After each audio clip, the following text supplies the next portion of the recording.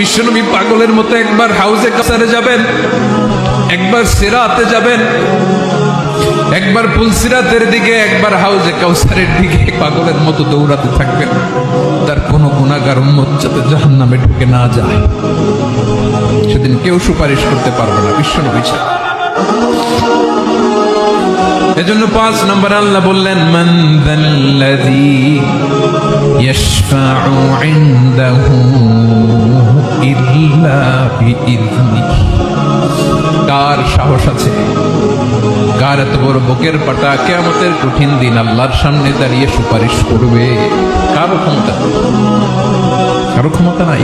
বিশ্বনবী সেদিন সেজদায় পড়ে উম্মতের জন্য কাঁদবেন, সবাই কাঁদবে, নফসি নফসি, আল্লাহ আমারে বাঁচাও, আল্লাহ আমারে বাঁচাও। বিশ্বনবী বলবেন, উম্মতি উম্মতি।